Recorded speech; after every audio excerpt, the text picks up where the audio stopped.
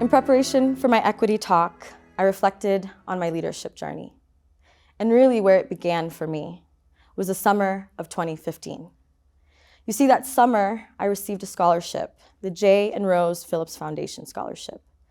As part of that scholarship, I was tasked to identify an unmet need and create a project to address that need. The project that I decided to focus on was really around creating space for East African women, specifically Somali refugee women who struggled with maintaining a healthy lifestyle due to cultural barriers, due to language barriers, due to really having a difficult time navigating the West in America. And when it comes to their diet, thinking about how do I start to pull in practices that make the most sense for them. And you see, this project really meant a lot to me because my mother was diagnosed 15 years ago with type 2 diabetes. And she didn't really know how to manage it. She struggled. I watched her struggle. She struggled by herself. And for me, creating the space meant that I invited more women like my mother to come together and identify ways that we can create a solution. And as part of that, we created focus groups. I invited multiple women. I asked them, how do you want to design this? I didn't want to design it myself. I wasn't a subject matter expert in nutrition, but I knew I wanted to create that space for them. And they all mentioned we want instructional learning, hands-on learning. We want to be taught in our native language. We want to understand how to make our traditional dishes more healthier. After that, I went into the community and I spoke with a number of people. I met Chef Casey. I pitched my project to him and I said, hey, I feel like you're the person that can make this come to life. And he took a chance on me. And he said, of course, I see the impact that this can have. And then I also met a dietitian by the name of Sarah. She gave us a kitchen, a space to really create a cooking program for the women. And as part of this project, I really wanted the women to see themselves in the work. I didn't want to create something that I thought they wanted. I wanted them to tell me and then go out and create that for them. The program was 12 weeks long. The first class, we only had 5 women. My mother and my 2 aunts were 3. But at the end, we had 35 women who showed up and who thanked me and the program team for creating a space for them, for seeing them. And that was the first time that I saw myself as a leader, and not just a leader, a servant leader. So now fast forward, my career has began. I graduated from college. I started my career as a healthcare consultant at United Health Group. For 2 years, I built transferable skills. I learned about healthcare in the setting of the United States. And after maybe the 3rd year, I realized something's missing. I don't know what it is. I don't feel like I'm achieving my sense of purpose. I spoke with my mentors. I spoke with my managers, and they said, remember a time where you felt that sense of purpose. And that was summer of 2015. So then I went out across the enterprise. I started pitching, myself to people and saying, I want to do more work in community. How can I do that? God had plans for me. And that was in 2018, I was offered a position as a program manager in corporate social responsibility. All of my work was centered on community initiatives. During that time, I learned about health equity. I learned about the burden of health disparities in America. And I had a siren go off in my head. How can this be? Why is no one doing anything about it? Then I learned about the Atlantic Health Equity Fellowship. It's 2020. I remember vividly my manager emailed me saying, I think you would be a great fit for this program.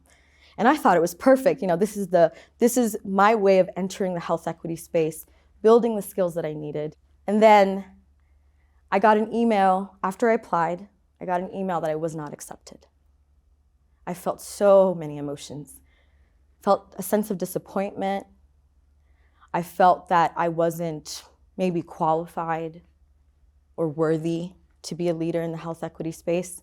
But then there was a voice in my head that said, actually, no, if not you, then who?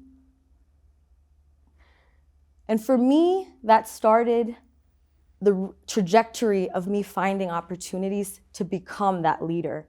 Maybe it wasn't the fellowship at the time, but then I met my mentor, Tanya Lewis-Walls, and that changed the trajectory of my career. She saw this passion in me and took a chance on me and created a role, put pen to paper, created a role for me to establish the first of its kind health equity task force at United Health Group.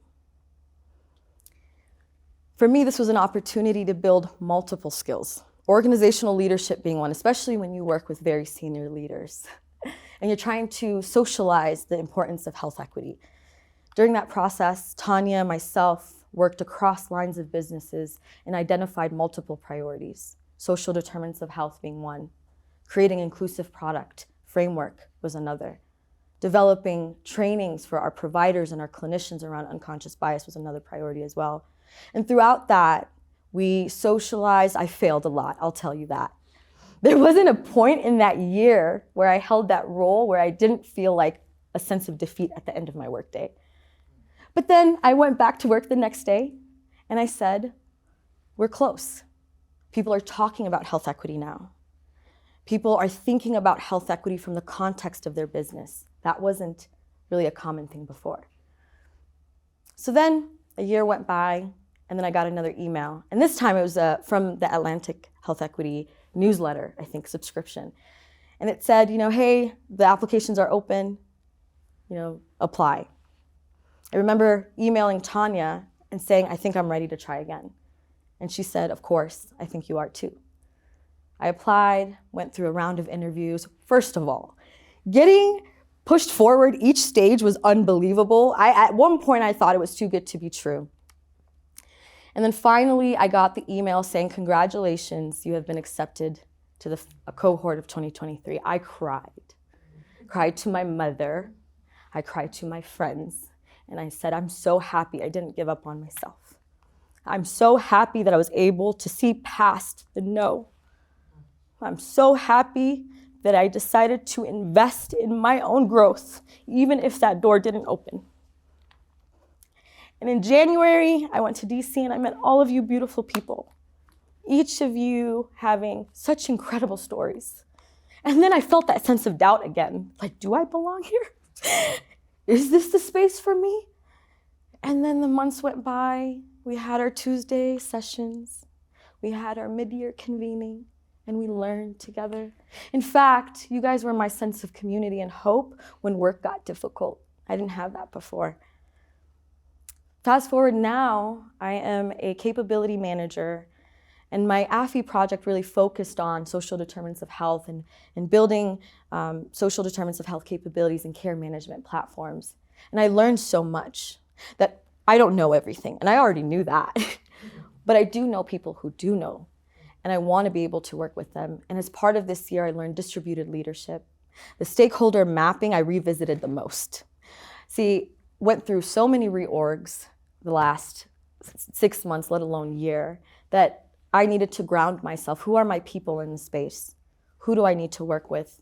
Who do I need to pull forward so that we can advance this work? And through those learnings, we've made such progress, and I couldn't have done this without my family, my AFHE family.